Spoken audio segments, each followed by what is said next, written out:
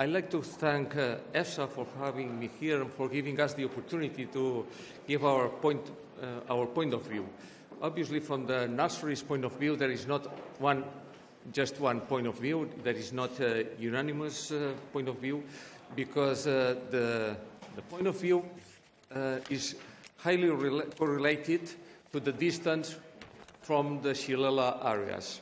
So it's different if you are near or around the Xylella area or you are very far from that.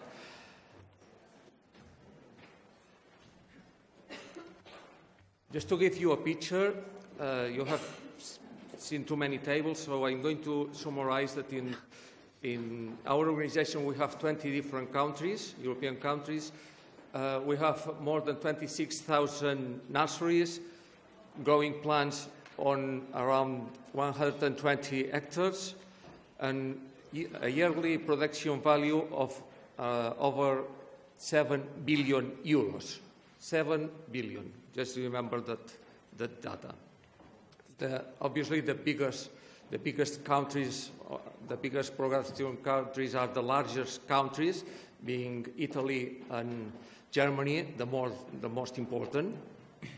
And I'm going to the first grade in elementary school to talk about classification of nurseries. From one side, we have propagation nurseries, nurseries that from almost nothing, they are growing a new plant. And for us, it includes fruit tree nurseries, olive tree nurseries, citrus, grapevine nurseries, and also ornamental plant propagation material.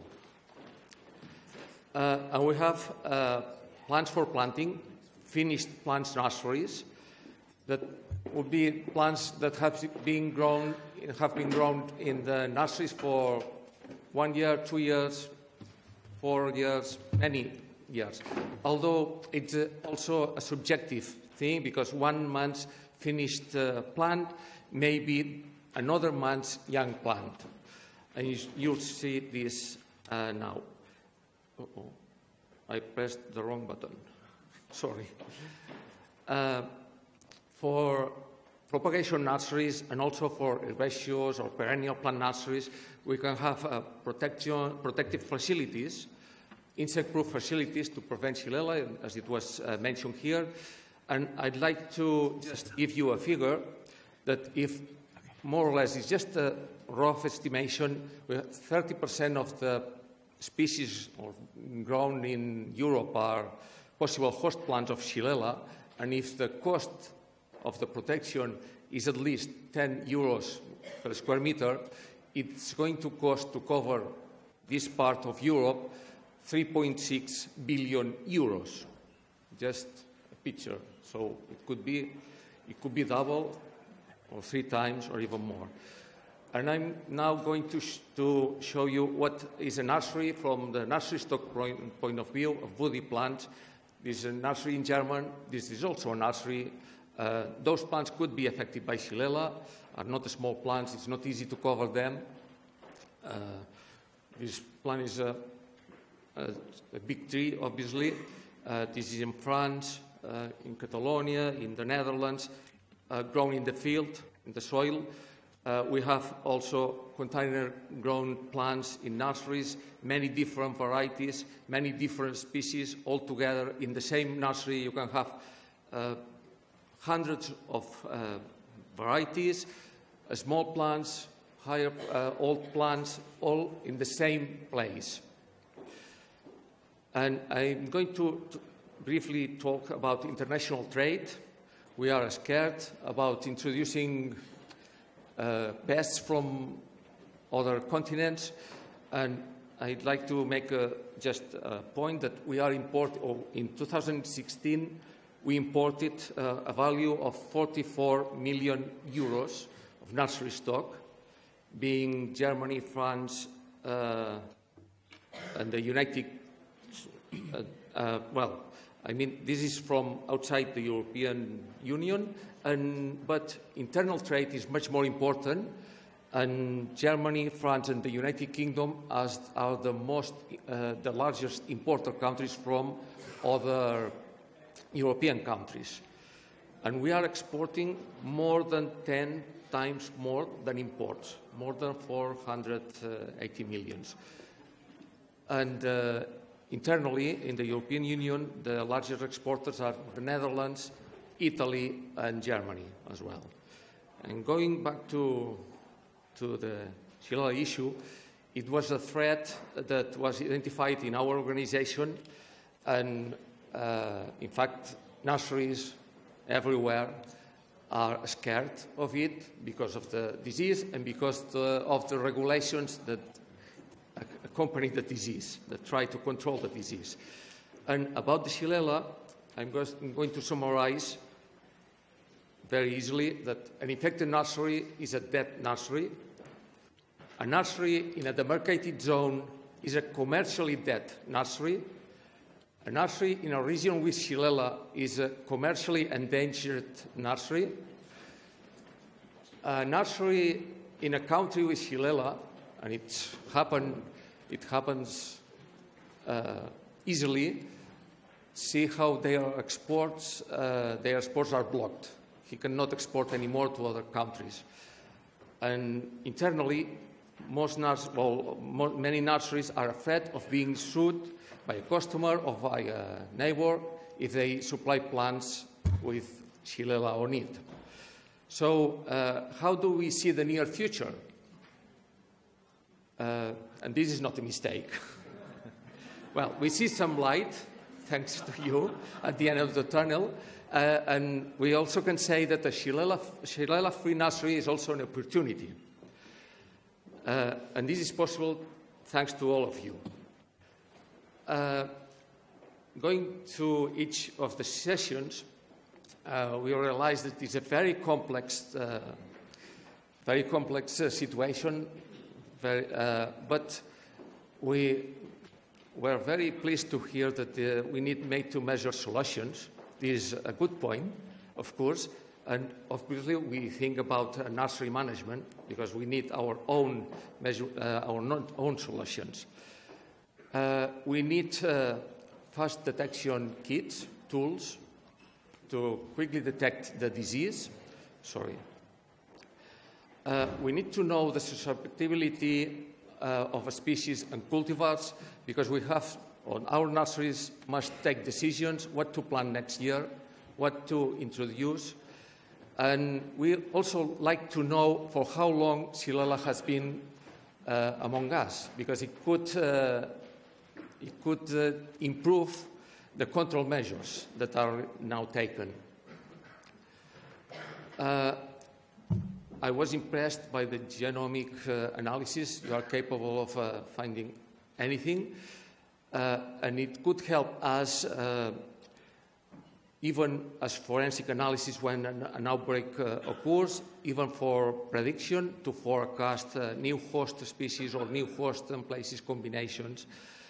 And I like that research made with calcium, or it was commented also about copper or pH influence. So why we could grow in a specific soil or growing media, use nutrition as management to prevent Xylella.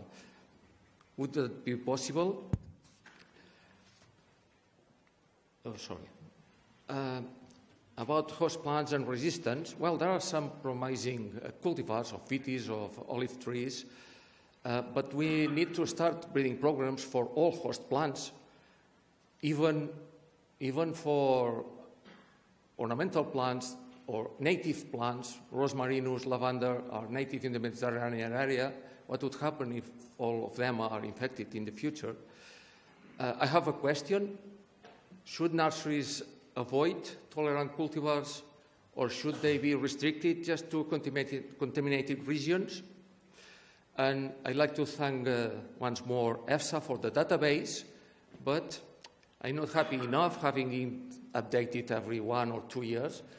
Nowadays, it could be updated continuously every time that a new variety is known to be infected, or a new species could be on there. And it's also, again, a useful tool for taking decisions in nursery business.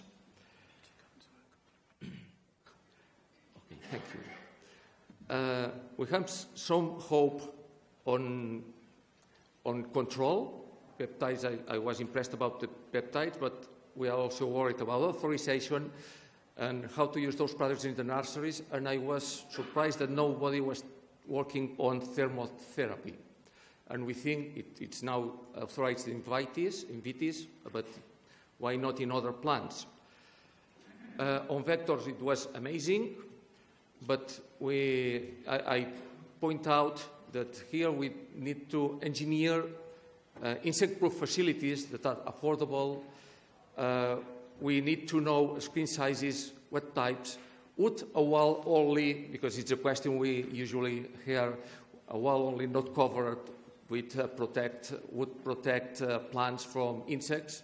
How high? Or is it a silly question? I don't know. How to control vectors around the nursery, because we must control vectors around the nursery. How to control the material that is straight when arrives, when leaves the nursery. On detection, well, you have very impressive laboratories, but we need an easy, quick file test like a thermometer with the children to just detect if it is or it is not. And we also need to determine, well, what is the optimal sample size for the plants for sale, or where to take the sample in asymptomatic plants in the nursery. About the remote sensing could be used in nurseries with very small plots. I don't know. But we would likely appreciate having maps of risk according to climate data, especially in large nursery regions. And going to the conclusion, I was in Brussels in 2015 meeting, and it's amazing how all techniques have improved, thanks to you in those 2 years, even with a low budget compared to what we have heard about the Americans. And now I think we or you have a good basis for reaching important goals in short term. Of course, I'm going to talk slightly about politics, and I ask the European Union for more funding for research in Xylella, especially applied to our sector. And if I have to summarize everything in once, what our nurseries are demanding more to us is a quick on-field detection kit to just punch the plant and say, oh, it's infected or it's not. Thank you very much for your attention. Thank you.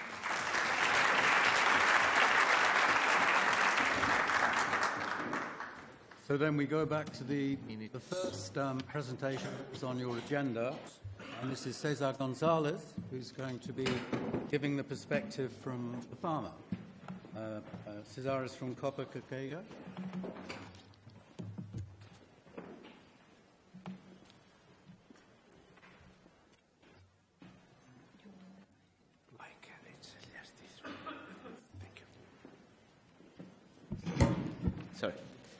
Good morning, ladies and gentlemen. Thank you for inviting us. Thank you for inviting COPA COGECA to participate in this panel, in the conclusions. Unfortunately, I wasn't able to follow the discussion these past days, but I know that many members of COPA COGECA, many farmers' organizations, cooperatives, were also involved in the debate, and they have provided very good feedback from the conference. I would also like to congratulate the organizers, because this has been a great opportunity for sharing findings and worries, not only at European level, but also worldwide. And I want to especially thank EFSA for inviting precisely us to speak here and to make our voice heard about our worries on Xylella. First of all, we count on updated plans to fight against the disease, and I think that this is one of the main achievements so far. We have up-to-date knowledge that plays a crucial role when controlling the disease. And if we have a fear to say here, it's that maybe not enough resources, human or even technical, are available, but I think that everyone is doing its best to control it. It is also important, however, to find the origin of the infections and which are the first focus, let's say the patient zero, that bring the disease, and how can we trace it back. In addition to the eradication plans or measures, some areas are already being categorized as containment measures. For such areas, we need tolerant and resistant varieties for many crops. I agree with most of what has been said before, that many crops are predominant in certain regions and there are no alternatives. Therefore, we need some solutions that meet even long-term, and this, in our view, needs tolerant varieties that could ensure that farmers keep doing their job in these rural areas. And specifically, we need to know more about the specificity between pest strains and host varieties to ensure that we can do the most out of it. At long term, not medium, we would like to find a cure to the disease. I think at this point it's not feasible, but why not thinking about a treatment that could ensure that at the end we solve the problem. I think in this case, and I will refer at the end of the presentation, there are some techniques that may provide some solutions in the future, we don't know, but it's not a research-only issue. There is a lot of communication that has to be done in this area. About the vectors, we've seen that we know much more than we knew in the past. However, we still do not know all the vectors. For instance, some of the outbreaks are something that we can control because we don't know the vectors. And this is something we may focus on, and also which is the influence of the weather conditions, which is the life cycle, which is the impact of climate change in the spread of the vectors and the disease. This is something that we should focus, because if we can't control the bacteria, at least we should be able to control the vector.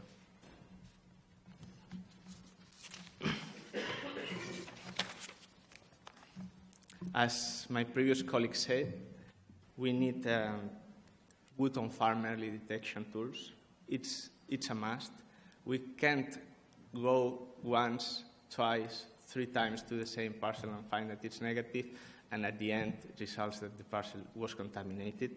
I think this is a huge loss of resources, and actually at the end brings no results to farmers. I think this is something we should also pay attention to, and actually it will free some resources from the administration point of view to be put for eradication and for other measures that are also needed. We need to know as well which are the entry points of the disease. We have to then control based on risk, and I think this is one of the main things we should also keep in mind, which is the origin, which is the entry point, so that we can take a close look to it. And related to the previous slide about controlling vectors, we should also try to find alternative methods, mainly plant protection products, to fight the spread of the vector. These methods, be they chemical or biological, should be environmentally respectful. They should be safe, of course, but we have to have more than one tool to fight against it.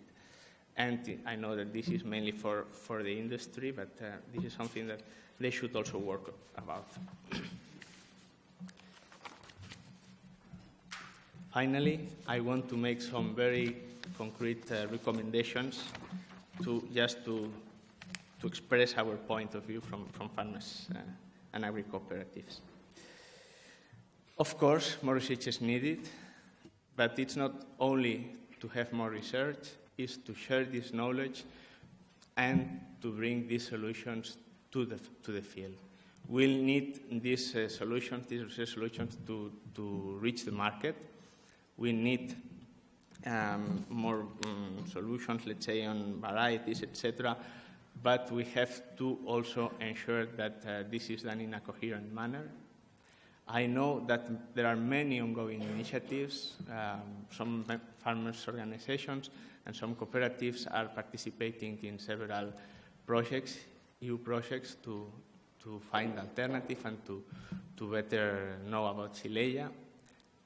But we think that coordination among these EU projects, for sure, national projects, private ongoing initiatives, should be explored. We think that in this case, EFSA could play a good role, coordinating all research together with SANTE and other European organizations so that farmers are involved from the first part, and then we can build on this knowledge and we can share it easily with everyone.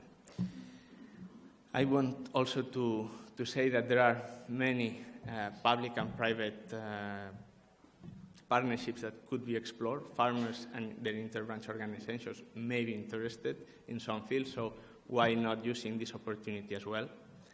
And finally, as I referred before, it's not only about doing research, it's not only about reaching the market, but it's also how to communicate to technical people, to advisors, to graduates, and of course the general public that has to be comfortable with the solutions that we bring to the market. And let me remain that an innovative sector will remain competitive and therefore we will keep rural areas alive. Thank you.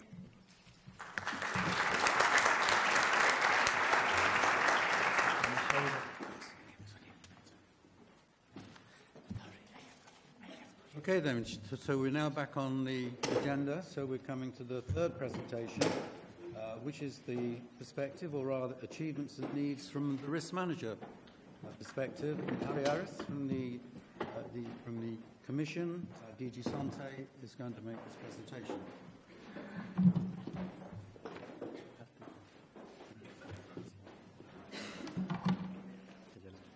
Thank you very much, and good morning, everybody. And also from my side, a big thanks to the organizers, as well as EFSA, the local organizer, and everybody present here in the room. It shows that there is a big interest for this issue. It's a pity that we first need such a big disease, such an important disease, before we are getting so much attention. Probably a bit linked to the research money that is available this time, but that I'm going to leave to my colleagues in the next speech to elaborate. But at least what I note that 2 years ago, EFSA, together with DG Research, organized also a conference, you remember, many of you must have been there, to identify a little bit the research gaps. And if you have heard the last 2 days what is ongoing, all the results are not yet there, but what is ongoing, there is a lot is going on. And I've never seen that in all my career that for one disease, so much things are ongoing. Maybe in the time, but that was just a little bit before I started working on this. Maybe for Adwinia amylovora, it might have been the same when it arrived in Europe. But so far, this is really unique. Well, I don't need to introduce too much my sector. I'm working at the European Commission. Pasquale and myself are here. That's more than 20% of the staff working on plant quarantine. So it doesn't make much time to introduce ourselves. We were asked to identify, well, what are the key research achievements so far, and what are the further needs. As I already indicated, there is a lot of knowledge, recent knowledge about the pathogen, on the subspecies, the strains, the biology. 2 years ago, these were all questions and maybe some indications. The third point on the pest status, where is the pest present in Europe and where not, and how reliable is it? There, we'll see in the future how good picture we have so far. Identification of the pest, the tools for surveillance. If we see the remote sensing project that was presented yesterday, it gives it could give a complete new approach to gather data. The knowledge about the host plant range, there is a lot of information already available, I know, and I will come back to that on the needs that, well, the revision of the list of host plants is still one of the challenges, but there is a lot of new information already. Knowledge about the vectors, we have heard a lot the last 2 days, but there is probably also still a bit to come. I think that's one of the still gaps, I would say. Knowledge about the detection and the identification. We are very happy that there is this diagnostic protocol now that will help everybody to work in a similar way, in a harmonized way, and to have comparable data. So what are the needs? And that's the main point for you, I hope, to take on board. And some of the points have been already raised once or twice. So probably when you hear it for the third time, please go home and reflect. For surveillance guidelines to detect the low-level presence, because as we have heard the last 2 days, the pathogen might be present at lower levels. And did we detect those so far? Apparently not the last 10, 20 years. So a lot of progress has been made, but that's certainly one of the big and urgent challenges. Sampling, for sampling, yeah, well, first, what should you sample? So the list of host plants, the update of the list of host plants, and I know that EFSA is working on this. And guidelines for sampling itself, also for symptomatic, but as we have heard also, well, do we need to also sample asymptomatic plants, and how to sample the asymptomatic plants? Certainly work to be done there. For testing, there is this diagnostic protocol, there are tests. We need a molecular test to have sufficiently reliable, but that costs money. And if you do big screenings, it's big money. And so a cheap but still very reliable screening test is probably something that, as well as from a manager point of view and the authorities, the member states' authorities, as for the sector, of course. Of course, maybe, well, and for sure this is ongoing, proficiency testing and training for the application, a harmonized application of the diagnostic protocol. So the diagnostic protocol is there, it will be reviewed, but there is still some training to be done there, we have the impression. Then, well, if you find it for pathogen control or prevention, it was already indicated there also. What about treatments? Can you treat? There is this hot water treatment for vitis. Are there any other? Is there any potential for other types of treatments and for more types of material? Vector control, the vector range, and the vector behavior, because that's very important. In different parts of Europe, there might be a different vector behavior, but if you want to determine how precautionary you have to, how far you have to demarcate your areas, well, it has to depend, of course, very much on the potential for spreading, in this case, through the vector.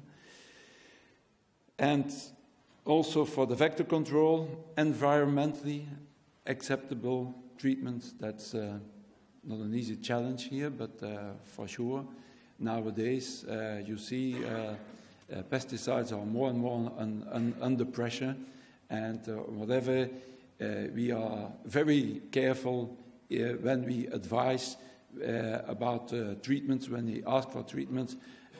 We leave it as much as possible open what kind of treatments, but from the moment that somebody mentioned the name pesticide, it looks like,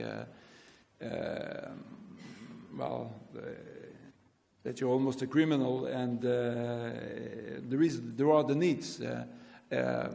I don't want to defend, but also to still say that in Europe we have a very strict regime for allowing new pesticides on the market, and so the ones that are on the market should be considered as acceptable and safe to apply. For eradication, early detection, survey for early detection. Eradication, if it's not combined with early detection, forget about it. We have many examples like this. So it's so important. Or you have to switch immediately or after some time to containment. But the early is so important. So now we have, if you find one infested plants, you have to take away all the susceptible plants within the 100 meter. There is a lot of, it's a precautionary principle.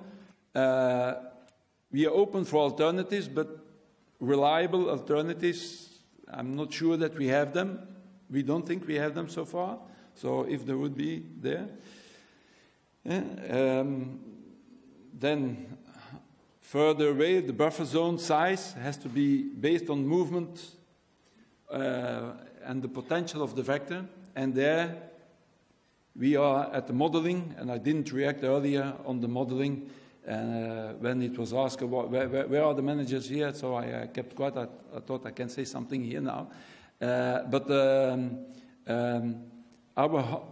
example, our 100 meter is the precautionary approach, a safety belt that you build in. You must have a quite reliable modeling system before you step away from your precautionary approach, and you would replace that based on a model that has been created. And for creating such a reliable model, you need a huge amount of data. And that data collection also takes time. And again, I'm not so sure that at this time we are already far enough to go for that. But we are very interested, and the question was raised, how much communication is there between managers and modelers? Yes, that's a challenge to take up, I agree.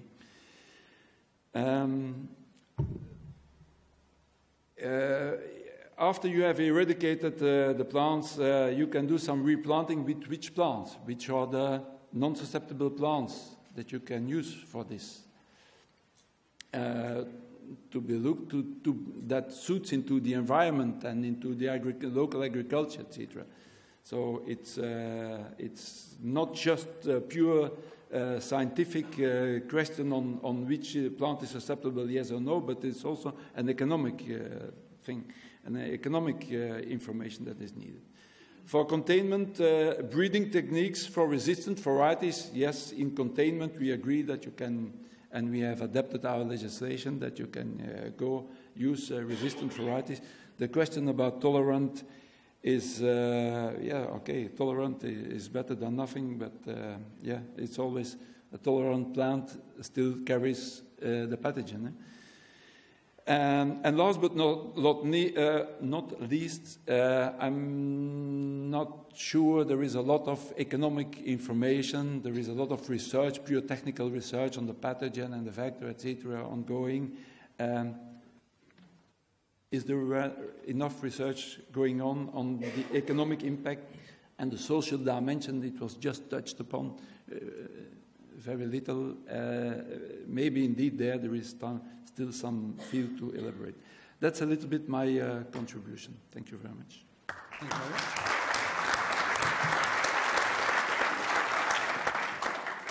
So that concludes the 3 talks on different stakeholder perceptions. The next set of talks are really information talks on future EU-wide initiatives which are going to be taking place. So the first of these is by Patrizia Eleonora Ganci. Have I got the pronunciation right? Who's going to talk about plant health in the context of Horizon 2020. Yes.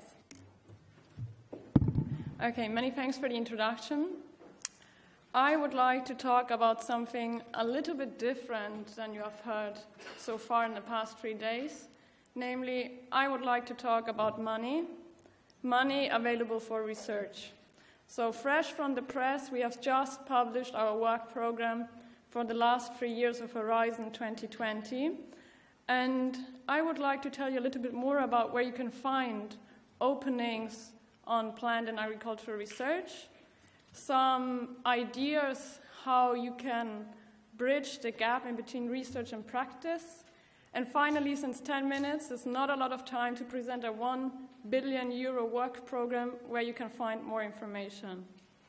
Now, starting off with my first point, where can you find openings for plant and agricultural research under Horizon 2020?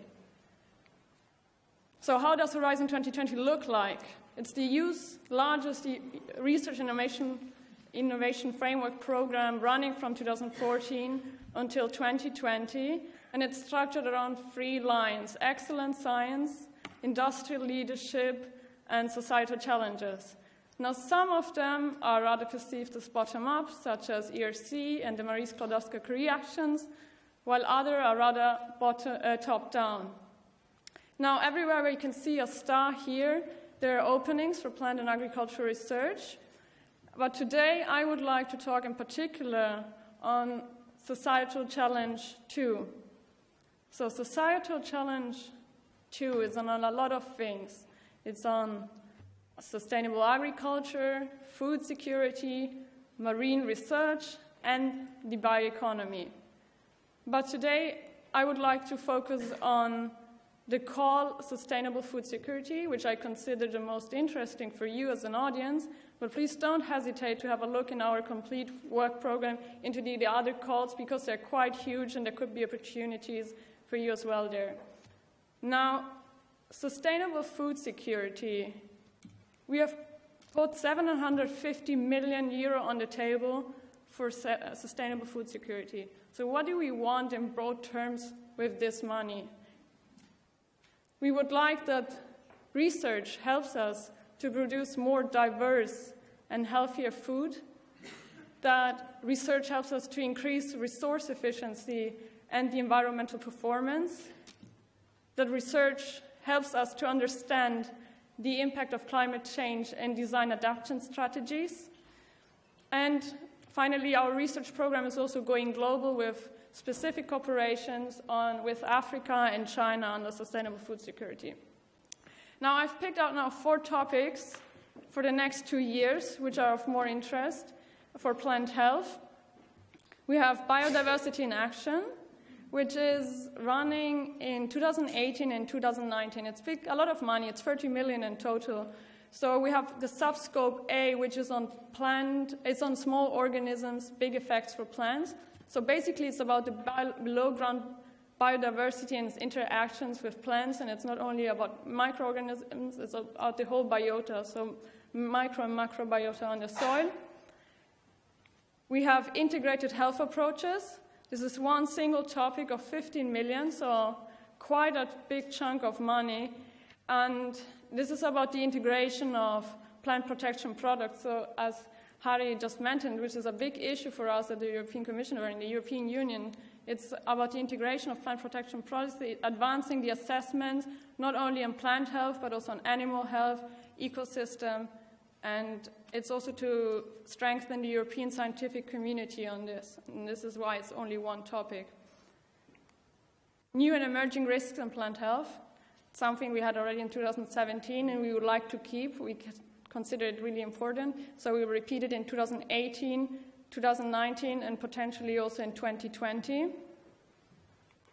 Stepping up integrated pest management with decision support systems. This is to create a European platform to integrate all the data available and IPM. Now, these are the topics for 2018 and 2019. The one in 18, the deadlines are quite soon already, in beginning of February, if I'm not mistaken, 2018. 2019, they are also set, but there might be a minor update still in next year, so in 2018. And 2020, there will be only placeholders. However, 2020 will serve as a bridge to post-horizon, so there might be still some changes. Now, having talked about opportunities, and this is only scratching the surface, really, this is just giving the title, so please don't hesitate to look into our work program and get all the specificities of our work program. Now, having talked about openings in plant and agricultural research, some ideas maybe how to bridge the gap between research and practice. Now, the European Commission has developed the EAP AGRI. It's the European Innovation Partnership for Agricultural Sustainability and Productivity and the multi-actor approach. What is the EAP AGRI? We like acronyms, but it's not always clear what's actually behind it. The EAP AGRI is about connecting policies at European level. So, the EAP AGRI we have here in the center, and on your left-hand side, the Common Agricultural Policy, which has its rural development programs at national and regional level. And under the rural development programs, operational groups, so this is an example just, operational groups can be funded, and they bring together farmers, advisors, NGOs, researchers to work on a practical problem. And it's connecting with Horizon 2020, which is about European research and on multi-actor projects. Now, how are these linked? Well, it's very much appreciated if you include operational groups in European research projects, for example, in knowledge exchange activities. So this would be an opportunity to make a link and bring on together different stakeholder views in a research project.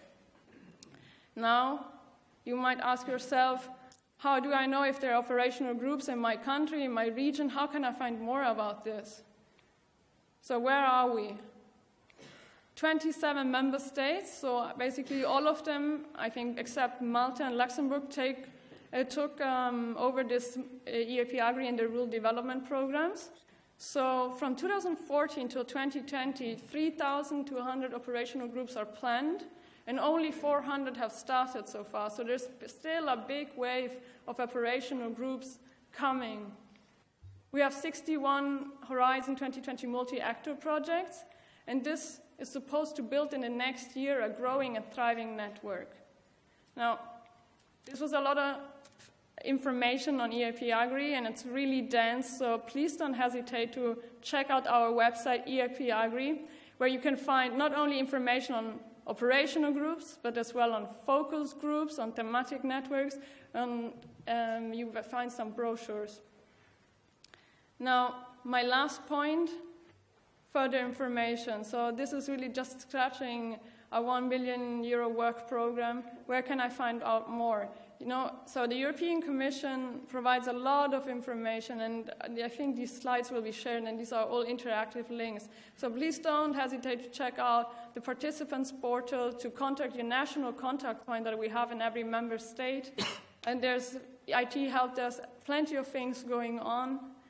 And last but not least, more information for you to check out.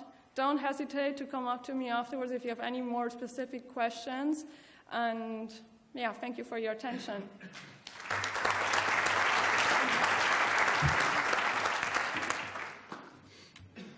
Okay, so then we move on to another EU initiative, and this is an initiative to do with the Food 2030 strategy, in particular the microbiome.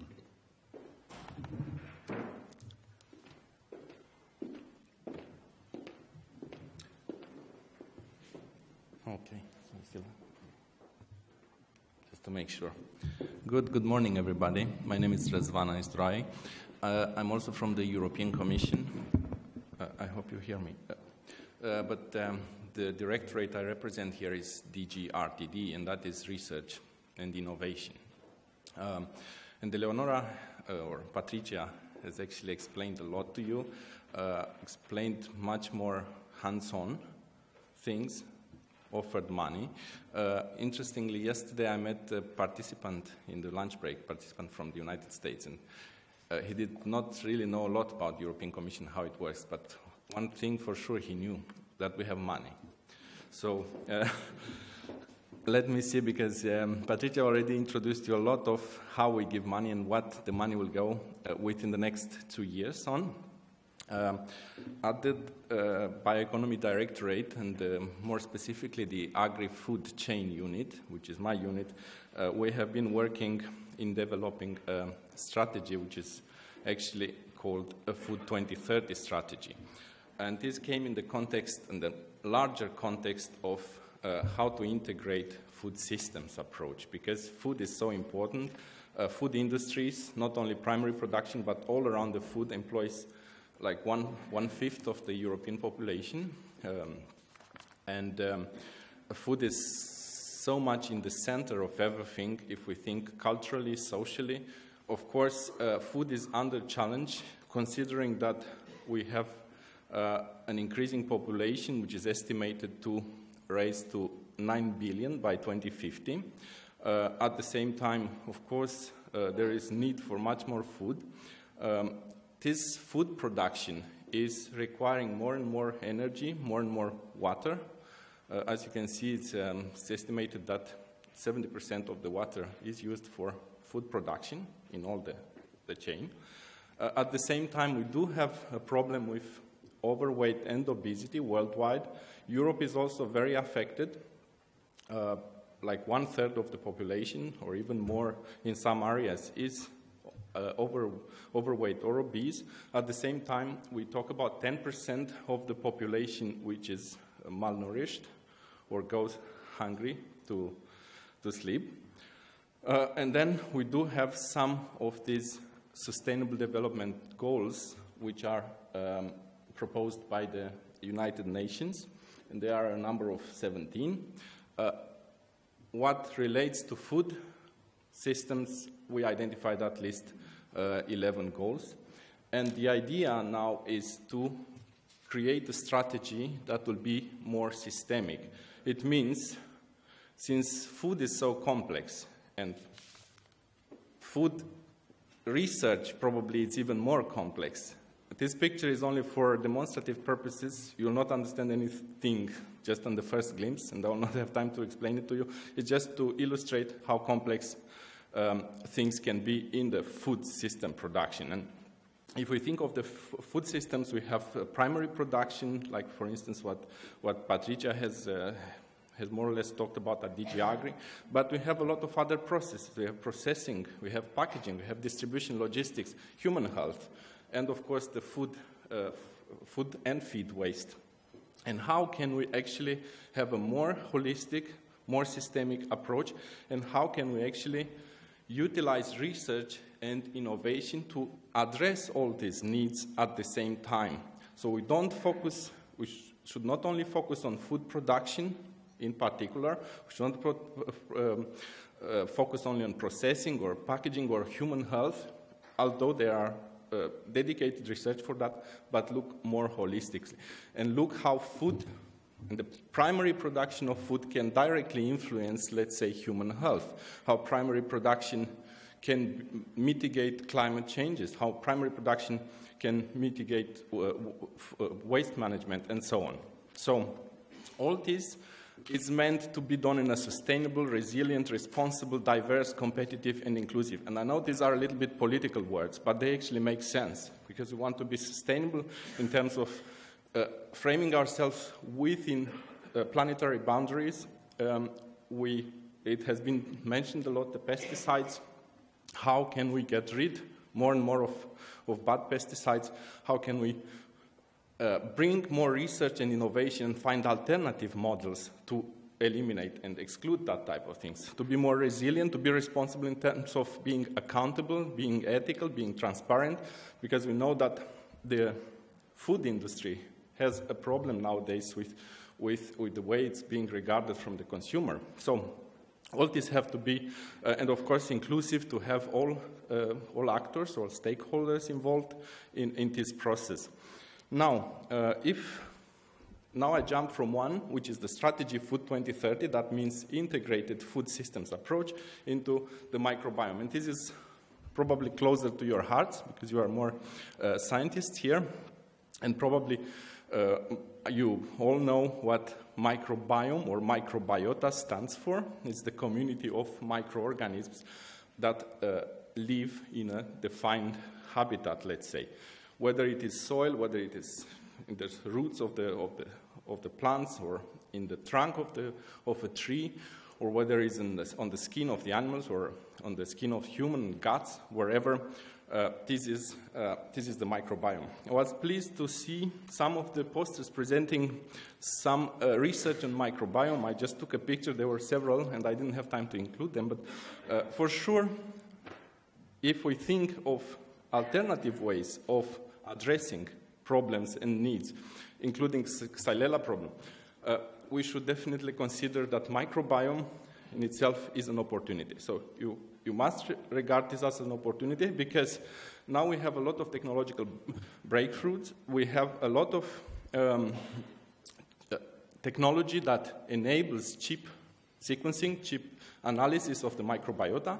We have an international momentum, as a lot of big countries are more and more interested, both at an official level, but also at the research level, in investing in and going into the microbiome research and unveiling the information hidden within these microbiomes might be, and we consider that it is, it will give a lot of answers.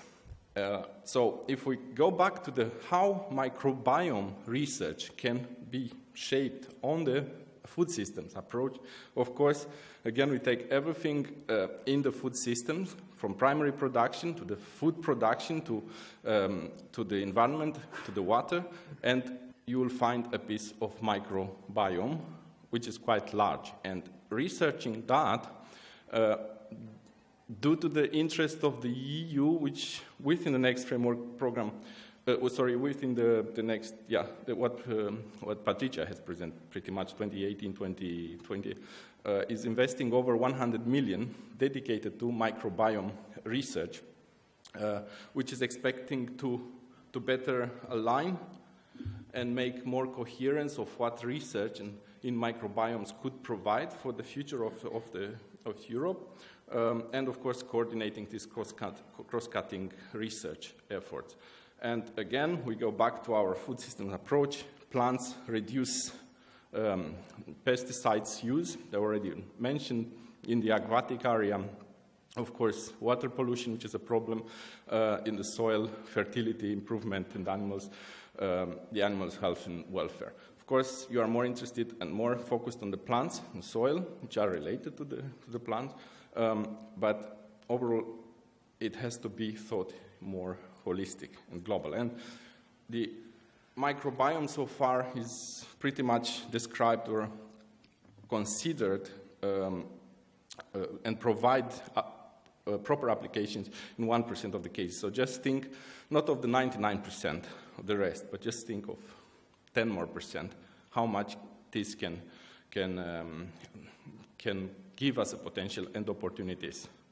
So now the European Commission's role is to facilitate this multi-actor engagement, to align and structure, and to boost this sort of research aligned and overlapped on the food systems approach, and to provide a coherent microbiome research and innovation activities. We have already proposed an umbrella mechanism to frame and convey microbiome projects with relevance to this Food 2030 and to incorporate the selected project within the complete EU microbiome portfolio with the contribution of International Bioeconomy Forum, which is now forming. And by this, I would like to thank you. I think I'm exactly in time, right? Yeah, exactly. Good. Thank you.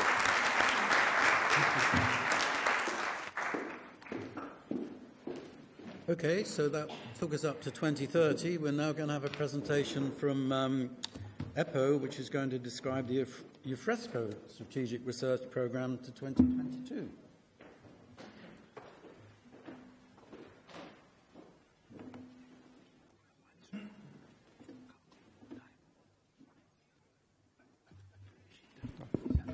First of all, I would like to thank Giuseppe Stancanelli and colleagues at EFSA to give me the opportunity to present the Euphresco Strategic Research Agenda.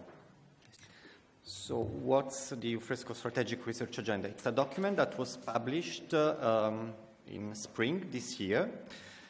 And in the document, there are a number of transnational research priorities that were identified by Euphresco members and common research objectives to be addressed over the next 5 to 10 years in plant health. What's the objective of the document? So first of all, it's a manifesto of Euphresco members, but most importantly, it's a way to support research, coordination, and collaboration. And we saw in these last presentations the importance of collaboration, transdisciplinary collaboration, cross-sectoral collaboration. And I would like to explain a few examples of how the agenda could be used.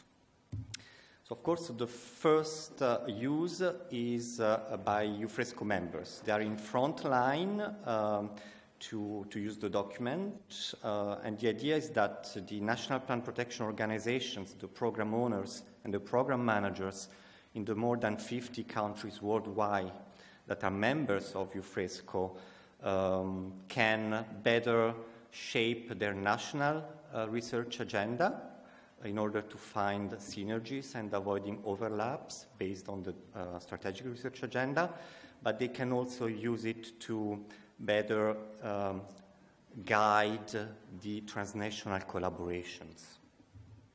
So you may know that each year Euphresco members identify a number of research priorities for transnational collaboration. And the process is a multi-step process which includes suggestions from the different organizations. These suggestions are put in a common basket, and the different countries can support suggestions made by others. And a national priority will become a Euphresco project if there is enough transnational interest. So now the hidden part of this process is that member countries organize national consultations to identify the national priorities to be shared within Euphresco. National consultations means that researchers, you, are involved, and there is a bottom-up approach followed by national guidance to identify the main priorities for each year.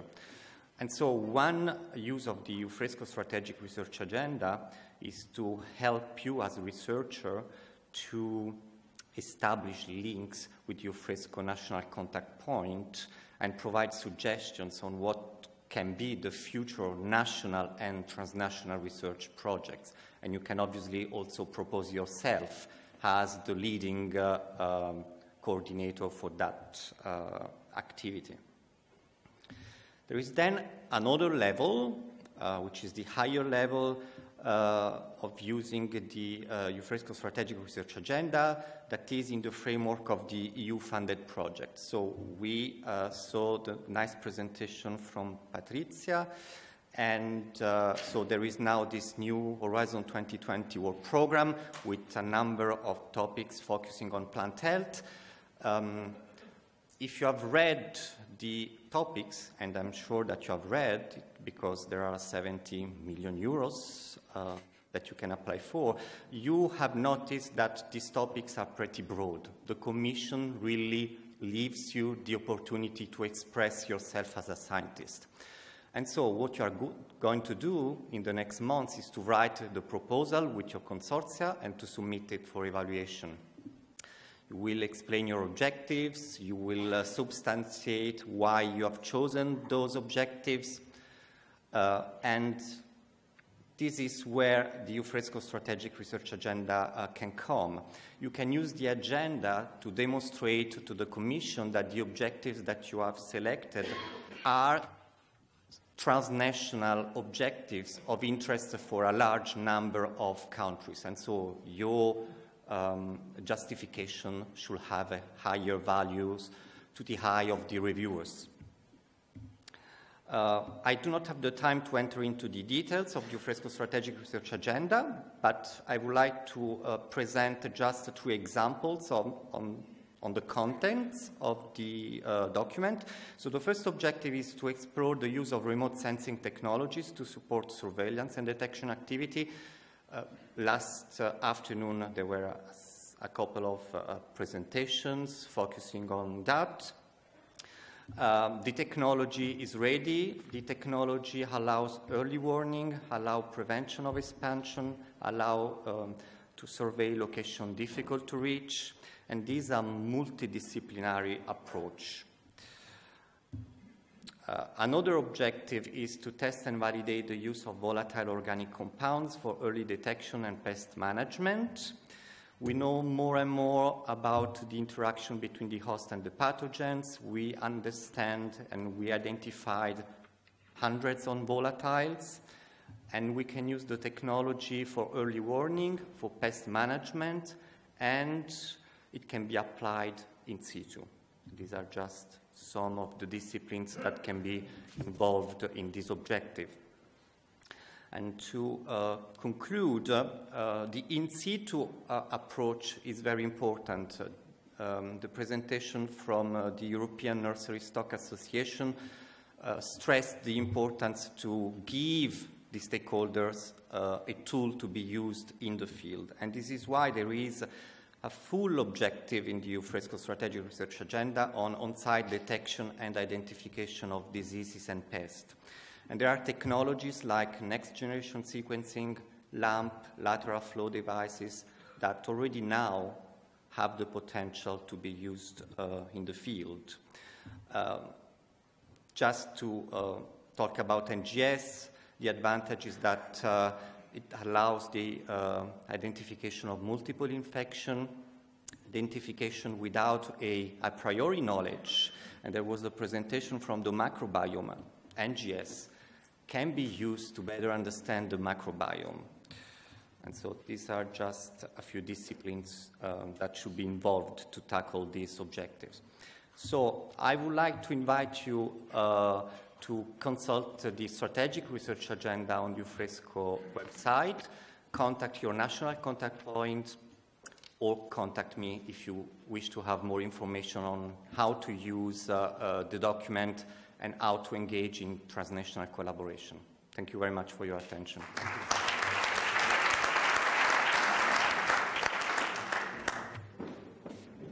So the final presentation in this session is by Giuseppe Stancanelli, who, as many of you will appreciate, has been heavily involved in the organisation and planning of this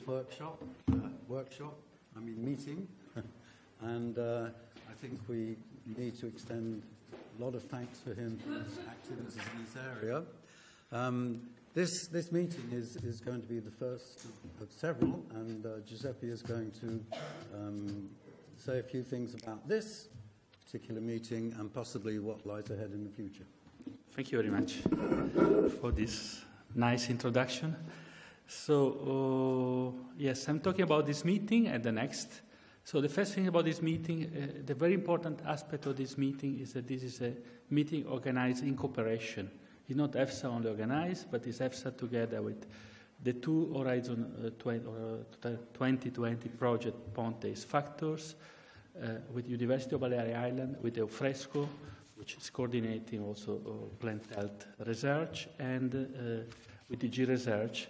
We sent us the mandates actually to do this in September 2015. There was a very brilliant idea from the G Research that asked EFSA to organize, to understand which were the knowledge gaps on the research of Xylella fastidiosa, and then to produce a periodically state-of-the-art report, and then they give us some ideas, and actually what is the best idea to give a state-of-the-art report than organizing a periodical conference with all the actors involved. That's how it started. So this conference was done with all these partners. The GRTD also funded 10 Young Research Fellowship for people to join the conference. EFSA funded other 4, so we have a lot of young people coming to this conference. There was a lot of work by all the organizing committee and the scientific committee, which review all the abstract, and then all our support colleagues, all our colleagues in EFSA, in the Alpha, and particularly in the events team, and all the colleagues from University of Balearias in Agea, so Miguel and all his students, his colleagues, that really did make things happen. So we had, at the end, we are into overall, maybe not now anymore, but we were 261, the people who registered and came to the conference, 20 EU and 14 non-EU countries from different continents, and 63% of us are researchers, but we also have people from EU institutions, private sectors, international organizations, and national authorities. So there is a lot of interaction in this conference, not only research. So what's next? So I'm very pleased to announce that we discussed with colleagues from France, with Maria Knesniak from IRA, and with Charles Manceau and Ms. Polyakov from ANSES, and they would like to join the organization of this conference, the next one, and to organize it in Corsica. The date is still to be defined. It will be in September, October 2019. So that's the good news, the very good news, which I'm happy to announce to you. And this has come in the idea that we should organize this conference periodically, but not every year. Every second year, we're thinking to make really a platform for all the researchers to share and discuss their results on Xylella and to progress on the control of this disease. So, in general, the future conference may also be attached to other events when there is, for example, international conference in Europe. And we also will have a session at the International Conference of Plant Pathology in Boston in August 2018. This you will hear from us soon on the web. So about this conference, we would like to publish the proceedings soon. So I was careful, so I wrote event report, book of abstract, and PDF of presentation to be published in 2017. The aim is to publish in the coming weeks all these 3 parts of the proceeding, and PDF of presentation will only publish for those who didn't deny the permit, because in some case we have some research which is already ongoing and published, so we didn't get the permit to publish the PDF yet. The other way we want to make these results available to people is also to publish all the papers in a special issue of the EFSA journal on Wiley Online Library. This special issue will be edited as a guest editor by Mike Jeger and Alexander Purcell, and all paper will be peer-reviewed. EFSA journal is open access. It's very accessed, food science journal on Wiley. Is indexed in database like ABI Abstract, Web of Science, Google Scholar, and also all the editorial part, the typesetting, and the publication, citation, etc., will be done by Wiley, and there will be no cost for submission. So we give this opportunity to all authors, both of oral presentation and of poster presentation, because we saw that there is a lot of very interesting results also in the poster session. And as soon as the conference is finished, you will receive an email with a template, the instruction to authors who want to send their papers.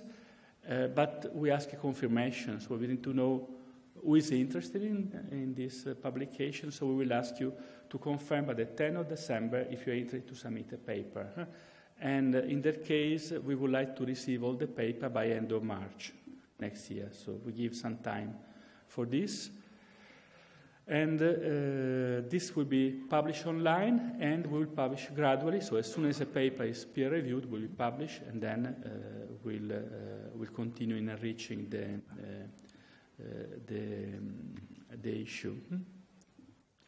So I would like to thank you very much for your attention.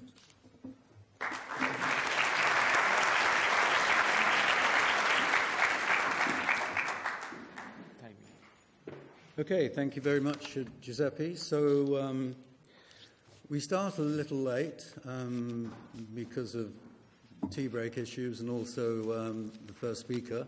But we still have at least 20 minutes for discussion or questions and hopefully some answers.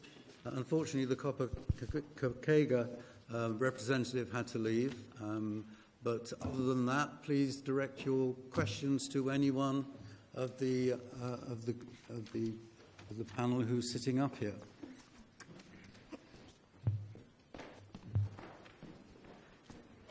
Yes, please.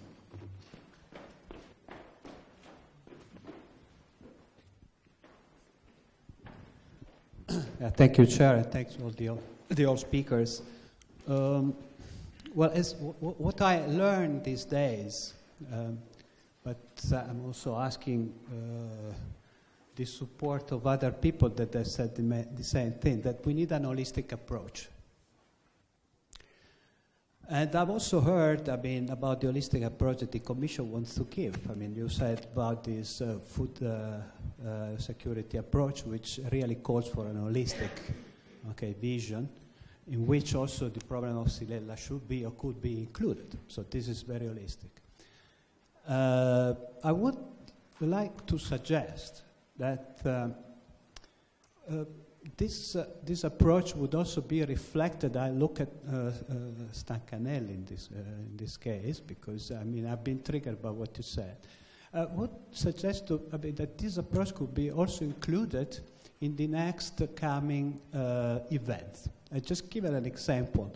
The scientific committee should be also including people from the social sciences, people from environmental sciences, because this would really reflect in practice, the holistic approach that the scientific community wants to give to the problem of Xylella. And of course, the same would be also to the structure of the next events, where the events, would give, a dignity, and higher dignity also to these sciences, like, cross-cutting sciences, I call, in order that, we can maybe contribute more to what was also said by Rodrigo Almeida, the first day.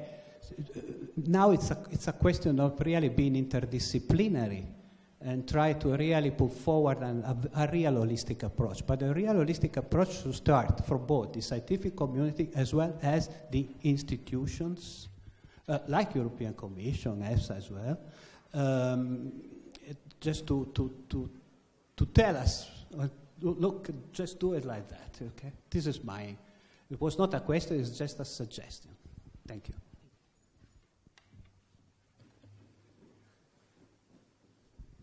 Does anyone want to respond to that comment on the need to? No, I can only thank you for backing our strategy up, and because we really believe this is the way the food and nutrition security should be approached in the future.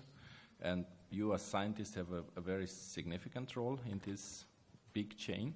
And as you suggest, and as we would like to see the integration of all actors, including the social sciences, because that's why I mentioned that the consumer nowadays in Europe have issues. The environmentalists have issues. All type of stakeholders have all sorts of issues, and including them at the same table and including them in a more organized approach would be beneficial, and it will be a good opportunity to solve many of these issues. Yes. Thank you. I'm double happy today because there was the microbiome story in which I trust a lot, and I take the opportunity to indicate that the next week we are organizing a plant virome cost meeting workshop in Bari, in which we have a consolidated experience, since we trust a lot in these NGS technologies and also the application in microbiome and plant virome. And I want to do a provocation to the people. There is the second happiness is because here, for the first time, people from the private sector talk about GMOs. We were not enough brave in our scientific session, we scientists, to talk about GMOs, whereas I heard about in 2 presentations from the people of the private sector to speak about GMOs in this session. And I have a provocation to the people of the private sector, if a comment about the possibility to have a system like the one that exists in California, in which the nurserymen put a cent of a sold plant for the research activity, or something like this, to have a regular funding for the research in a competitive way. What do you think about? Was it clear? Joseph, I think. Thank you very much for your remark. Well, it's a possibility, but I think it's not that easy, at least from our point of view as a small European association. I think we should take it in account. Our organization it's old, but it's quite new. It is very active. We are involved in the Ponte and the XF Actors projects, but we have not yet talked about funding this research. I think we could cooperate, but it's far from my decision to talk about that. I'm not sure, but it could be possible if we work together that we have more chances to get research funding. Yeah, maybe I can add something. Now, I think, so there are 2 issues. One is the legislative issue and one is research.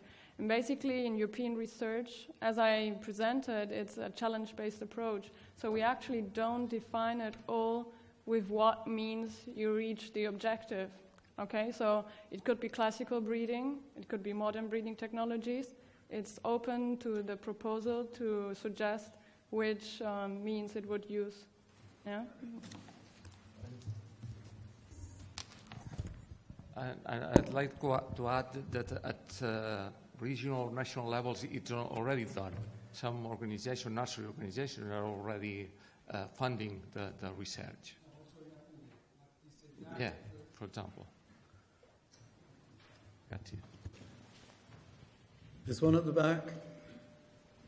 Thank you. Thank you very much for your presentations. It's been really, it's hopeful to hear everything that you're presenting as the future aims and policies of the European Union funding in this area. Recommendations and policies that are made affect the public, especially land managers such as farmers, have to do with management techniques.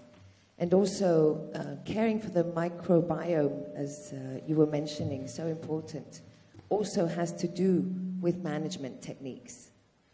And nutritional health is a key element as well, more and more recognized as essential in order for any organism, and not just plants, to be able to deal with illness and to be able to recover. And that nutritional health that often comes from the soil and microbiome also has to do with management practices. And so I would like to take the opportunity that there's all these scientists in the room, and especially young scientists, to encourage you really to, for wherever area you're looking at it from, whether it's studying vectors or transmission, models or treatments, to include those 2 key variables. And one is the health of the soil, the living soil, and the management practices, It's something that I've really been missing in the presentations that we've been hearing, how actual management that helps natural resilience can really provide systemic responses to many interconnected problems, not just Xylella, but many others. And so that line of research is something that I feel has been missing so far, at least from what I've heard. Those variables are key. And the thing is that researching that, up until now, at least in our experience in representing farmers, is that it's been very difficult to generate interest in the scientific community in studying that aspect. Living matter and the management practices, the best practices that can lead to that, to improving that. We found so far that scientists have just not been interested in providing the scientific backup and walking along with the farmer to help the farmer collect data that is actually relevant, that can then mean that they can compare different management practices. Farmers and land managers have enough work already with what they do every day in the field. They need the scientists to go to them and walk hand in hand with defining the protocols in order to get the data that can back up and really demonstrate better practices. So from what I'm hearing from Patrizia and her colleague, it sounds like the European Union is really wanting to bridge that gap and support financially that gap. And so I really encourage scientists of all ages, but especially young ones, because this is work that requires patience. It requires a lot of time. It's not 1, 2, 3 years that you're going to get results. You won't get something that you can patent. You may not get as many publications in scientific journals, but you will be dedicating your time, your career, your life's career, perhaps, to studying life and to improving life for all. Thanks for these comments and really suggestions. To encourage young people to be brave about this. Please, I think the I'd like to scientific give, community if be I may, brave. please, I'd like to give the opportunity to any of the researchers in the room who does have experience with working with farmers, if they would like to give any answer to the comments that you've made. Thank you. The funding seems to be there anyway. Yeah, please. I'm from an institute which is focusing on applied research and on transfer this applied research to the farmers. So I understand what she means. But at the same time, before to transfer a result, because I'm a scientist also, we have to be careful to transfer a consistent result. I mean, not a preliminary, which may not be reliable. So I agree, but it takes time. And sometimes farmers want now. And now you may say something that is wrong.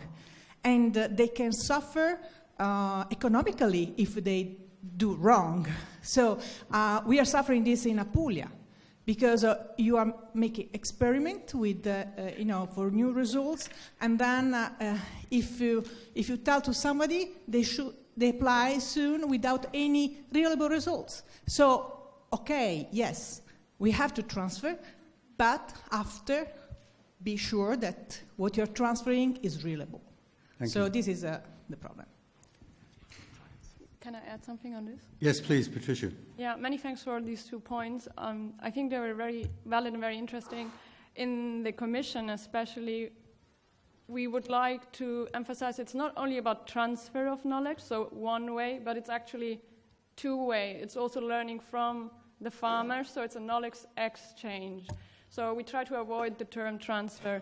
So this is one thing. And the other thing is, yeah, for example, one project I mentioned on small organism, big effect for plants, which particularly highlights in its scope that soil management should be considered, and that this multi-actor approach, which is about the genuine and sufficient involvement of actors all along the chain with complementary knowledge, it's flagged as a multi-actor approach. So it's something the Commission definitely tries to foster, yeah.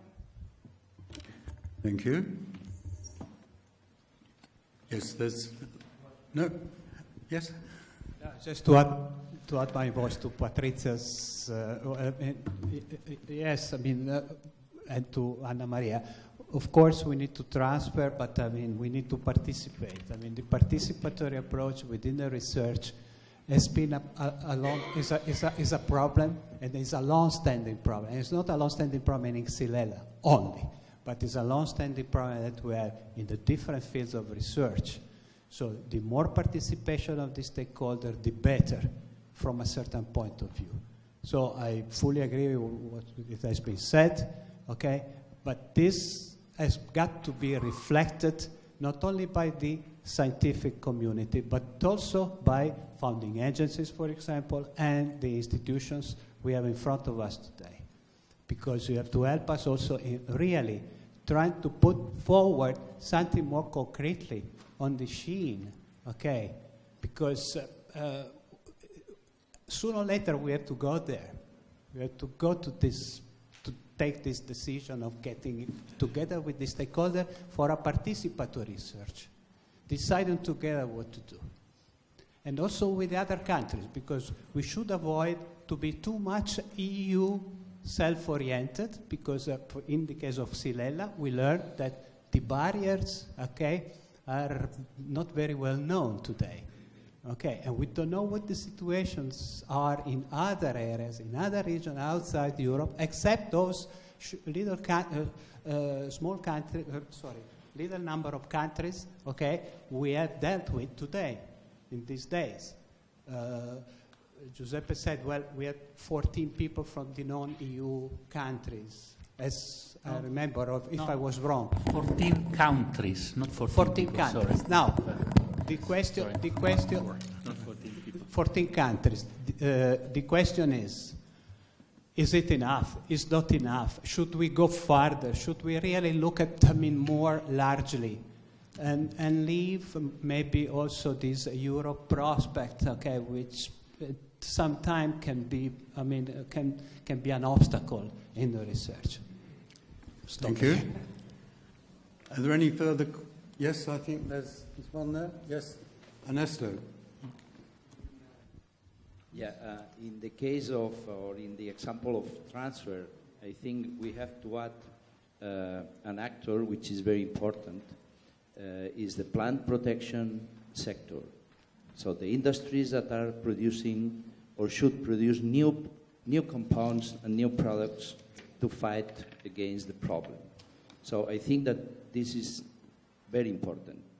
Also industry dedicated to detection.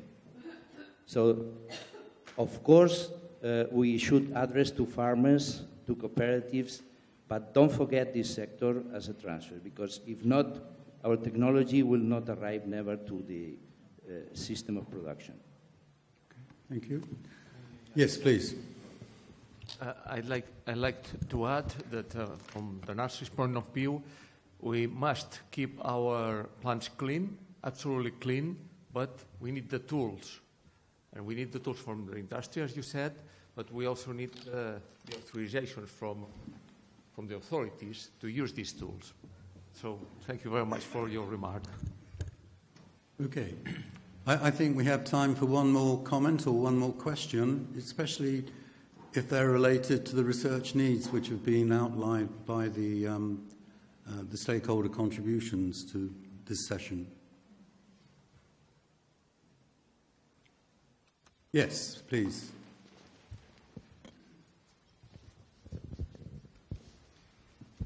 Okay, I appreciated a lot the synthetic presentation of Mr. Arijs about some of the gaps of research that have been covered partially, and some other that effectively should be still covered, and so are some of the next objective of research. For example, the real economic impact of these Xylella outbreaks in Europe. I hope that really this new research line could contribute to improve the awareness of what is happening. Because I saw that there are two gaps in the information both for policymaker and for public opinion, and also in gaps in awareness of what is going on. And this is it reflects, we observe, for example, in the application on containment measurement. So we faced a lot of problems in the application of containment management, especially because there is a gap and lack of knowledge and awareness in both two levels, public opinion and political level. So I hope that the information of these meetings and very interesting information, for example, for modeling, could be used quickly to improve the containment measure and to make it also more applicable, really, in the practice. And I'm just, my question is, did the Commission have some project ideas how to use the results of this conference, for example, in a campaign of to improve the awareness of public opinion in order to make the agriculture more sustainable and competitive, of course? Yes, thank you for the comments and the question. How on the awareness raising, it's true that there is a point there. We have not in the past at EU level probably sufficient energy in that. That's why it was decided recently, together with all member states, that we should set up a Commission working group on awareness raising in plant health. So this is not specifically for Xylella, but let's start horizontally. And of course, one of the topics that could be addressed, but we still have to organize a first meeting, so where it needs to be decided what and how to be addressed and which would be the target group, etc.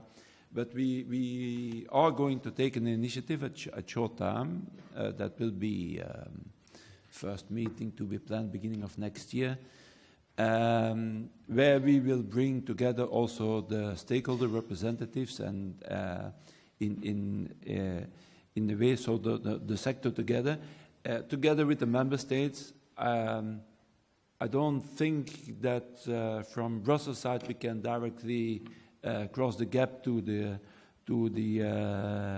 public opinion, but that's why our working group has the objective to be a facilitator of national or regional initiatives.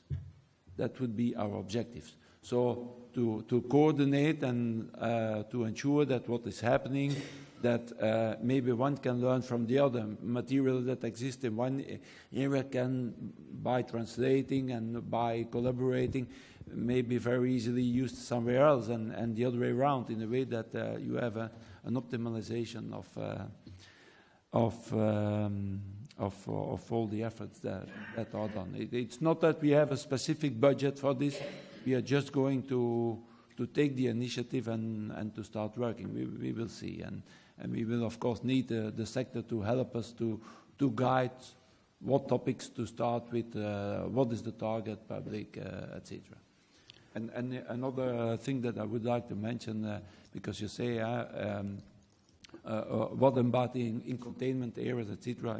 Just to inform you, for the ones that would not be aware, that 2 weeks ago we have voted an amendment of the existing Xylella legislation, where there are quite some important changes included. I'm not going to elaborate on that, of course, but it will be published in, let's say, by the end of this month, which will facilitate life, in principle, in the containment. So, thank you. Thank you, Harry. So thanks to the audience for their questions and comments. So that brings this session to an end. So please, the presenters, feel free to go back to the audience, and then we'll move to the final concluding session of this conference. I'll still be here. Okay, at 1 o'clock I can help you to find him. Okay. Was give a speech. Okay. So Okay.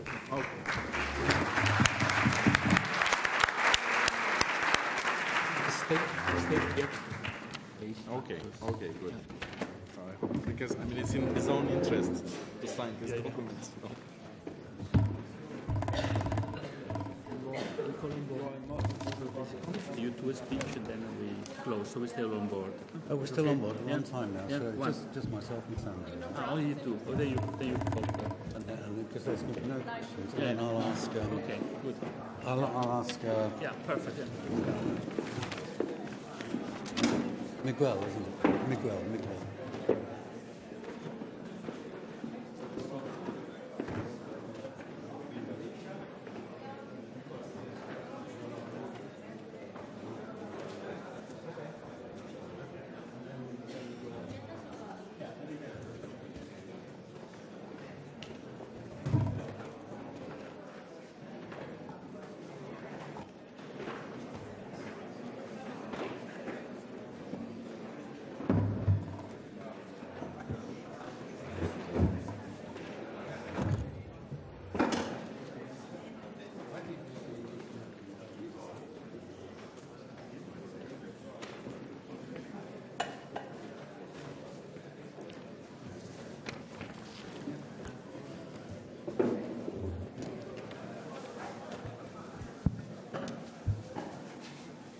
Okay, so this concluding session really deals with some concluding remarks by Sandy and myself, which we've talked about last night and before, and also exchanged a few views this morning. So these remarks really, they're not a formal summing up, they're simply some concluding remarks that we put together.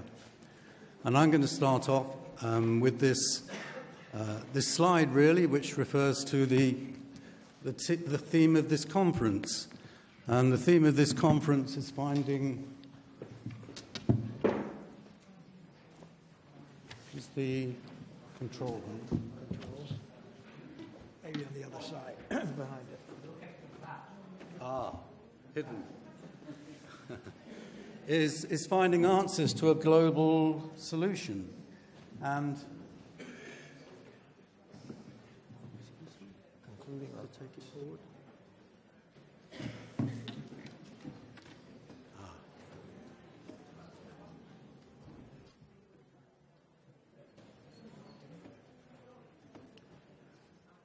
okay, so it's concluding remarks. Well, the theme of this conference is finding solutions to a global problem. And I think I'm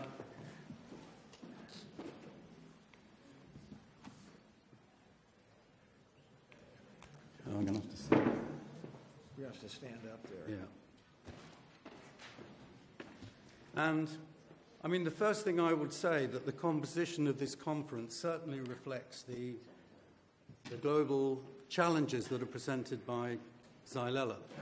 I mean, as we've heard, there are many participants from many countries, perhaps not enough as we had a comment on, but nevertheless, it does represent the global significance of the challenges from Xylella. And it's clear that it's impressive how the research knowledge that has been obtained in the situation that's present in Italy has now moved on to what's happening in other countries, and indeed the high level of international cooperation that's going on in research, as you can see from the projects which are being funded. And it's also clear that there are advances also in France and Spain in a shorter period of time, in very different situations, in very different contexts. And it's clear from that that the quote that Rodrigo Almeida made at the very beginning is that one size does not fit all in when you're looking solutions to this particular problem. And it would be, I think, it would be instructive to look at the PowerPoint slide that he showed, where he looked at what are the drivers of an epidemic, the emergence of a disease from what has been an ancient association between Xylella host plants, and a wide range of vectors. What is it that turns that association into a major disease issue in a range of different crops? And it's also good that all the scientists here who are participating are sharing at this stage their data which is yet to be published.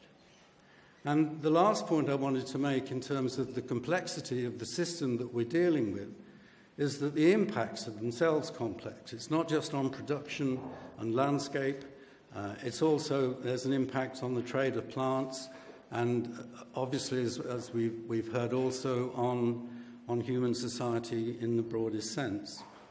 So that's just some sort of overall comments I wanted to make before passing it over to Sandy, who's going to comment on some of the more technical issues. Well, let's see. Where's the pointer? Right here? It's this one. Okay. I don't see it coming on. And it's this one there. Okay, yeah. Okay. Because of limitations of time, we're going to have to go through this very quickly. And let's see. Oh, yeah. So you can read faster than I can talk, so I'm not going to just go through and read this for you. I'll try to just highlight some of what these say. For example, we went too far. Okay. Biological and physiological studies of host pathogen interactions, and I emphasize interactions. Did a lot of work on Xylella, almost nothing with plant reactions. So that's a big need. Even closely related genotypes of Xylella we see still vary tremendously in what plants they can affect and what plants they cause disease in. So we need to emphasize genomic analysis, not only for detection and putting them to some Xylella isolates into some broad category, but actually how do they interact. The genomic analyses have shed some light on when these epidemics started. We don't know exactly. We will never will with great certainty. But everybody agrees it's many years. And so what that means is all over the Mediterranean periphery, it's very likely that there are infestations that we can't see now or we don't recognize now and we won't recognize for a few more years. So we need to prepare not only to deal with the current problems, but what's going to happen in new foci. Okay, breeding is a basis of agriculture. Is not everyone, no one will disagree that it's not important. So we now realize we started too late already.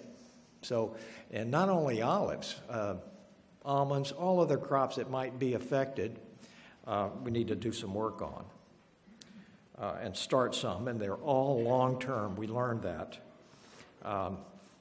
Promising results in working with grapes in California to Pierce's disease. It's just that. It's promising, and we hope it succeeds, but we need to emphasize more varieties, not just one variety of olive or 2 or 3 varieties of almond. Okay, for control, reducing inoculum was emphasized with the case of citrus variegated chlorosis in Brazil. You see how important it is, and how important it is to remove diseased plants.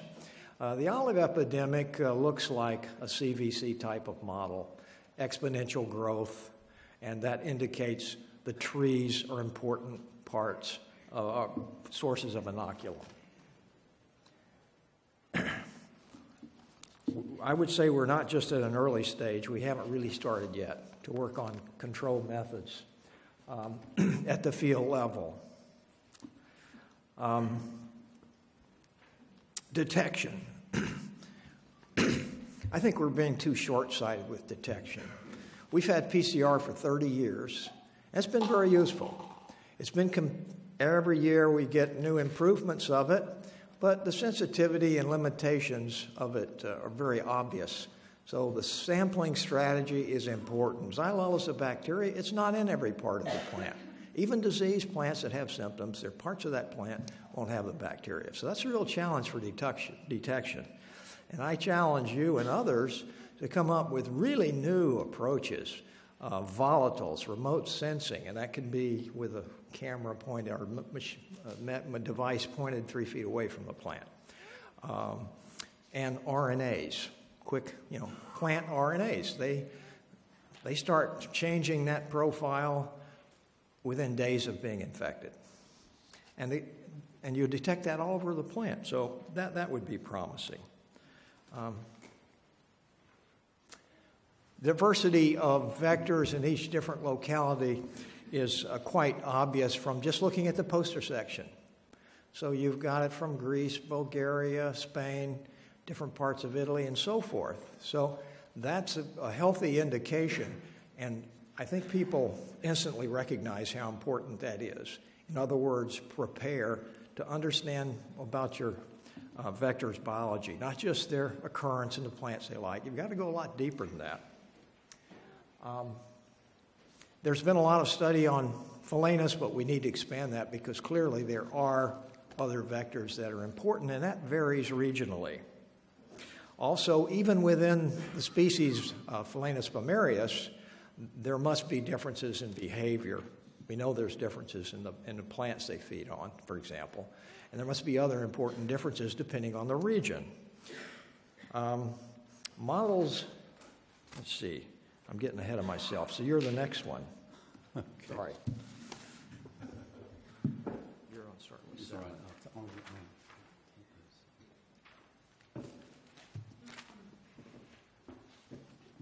Okay, so we can move on to say a little bit more about detection. And I think this is a session which showed that, again, the very good collaboration and cooperation between the different laboratories who are working to improve the molecular detection methods and standardization so that there are common procedures that are being used to make data more comparable across groups. And as part of that, the EPO diagnostic protocol has been updated and improved and making full use of the research that's been done both in Europe and overseas. And, of course, improvements in early detection in plants and insects is a major target as part of this.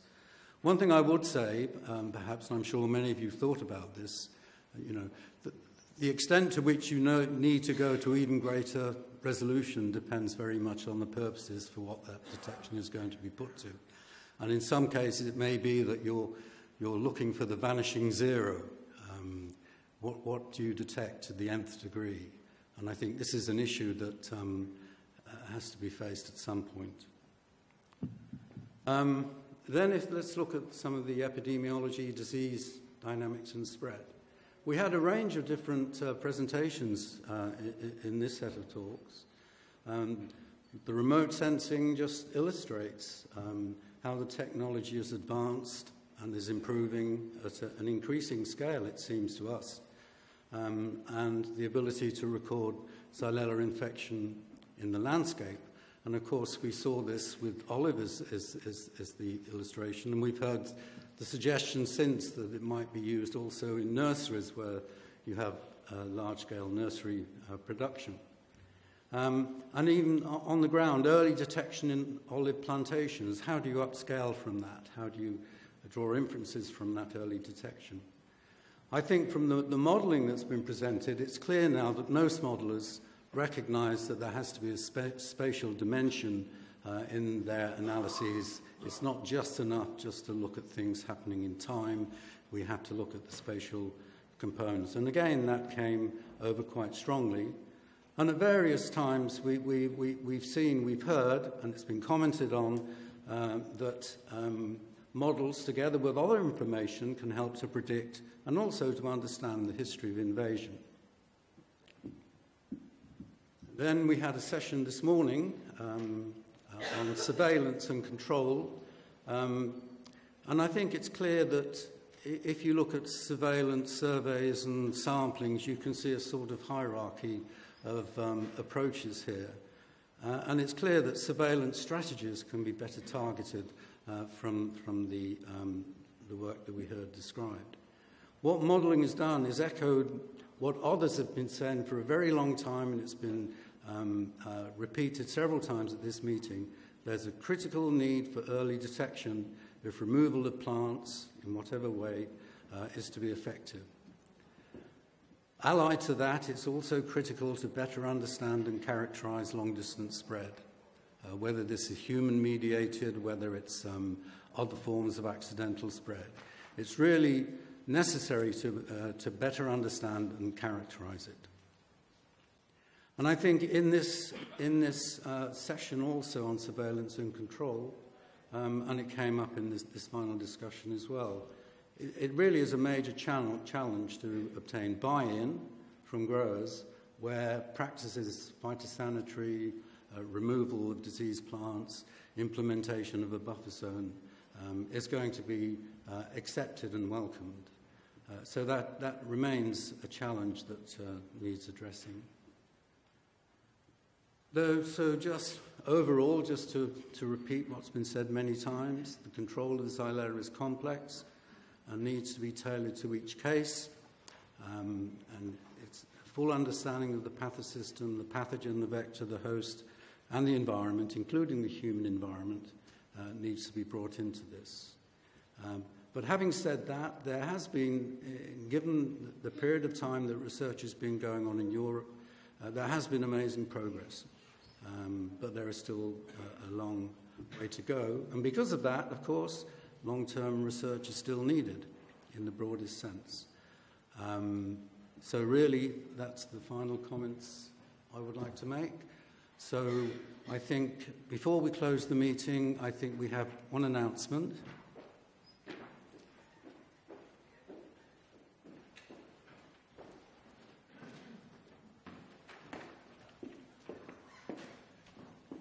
Yes, thank you. So one important announcement for the participant to the project meeting Pond and X Factor. The annual meeting will be in this room, first of all, because this was maybe not very clear to everybody.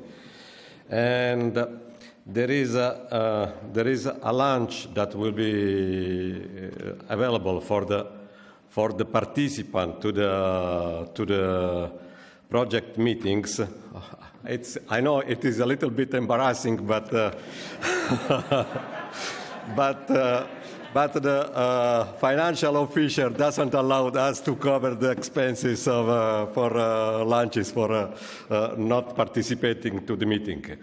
And since for the lunch we will be less than in the previous days, so there will be also the possibility to have a seat. There will be two spaces, two rooms we have to look for. The one is the same place where we had the lunch yesterday, but you will be around.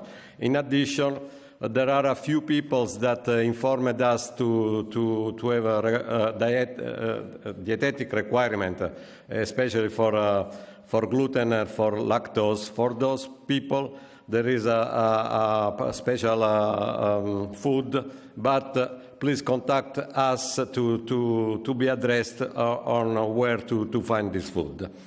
And the registration on the program is written that will be open at 3 o'clock, but we will try to open it at 2:30, 2:30, and will be, of course, at the desk that is here.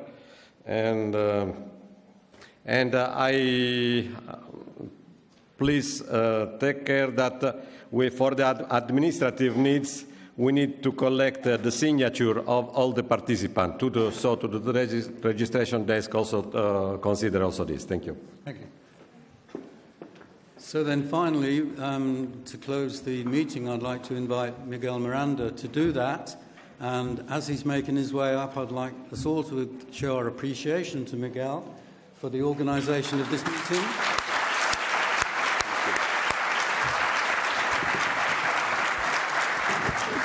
And of course, his very willing students who have been involved in this, and the EFSA staff.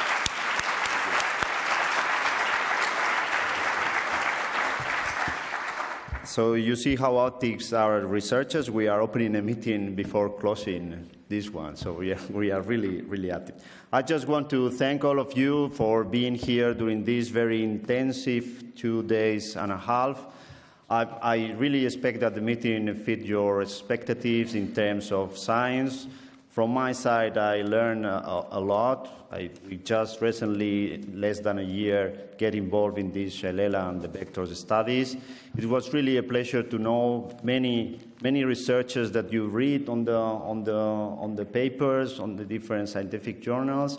And I just want to thank again Giuseppe Stancanelli, EFSA, all the colleagues from EFSA, Vanessa Desi and Francesco Bracci that organized the meeting from the EFSA side. I want also to thank to all the people from X Factor and Ponte, Donato, Maria, and from Euphresco, also Baldissera Giovani, for also contributing for the organization. Of course, the scientific committee that did a great job organizing all the sessions. I think it was a brilliant idea to put all the discussions at the end of the sessions, because that gave us really a buffer of time to discuss and to control very well the time for the meeting. That I think is very crucial. And I need also to give a big thank to the students that really support the meeting. So please, again.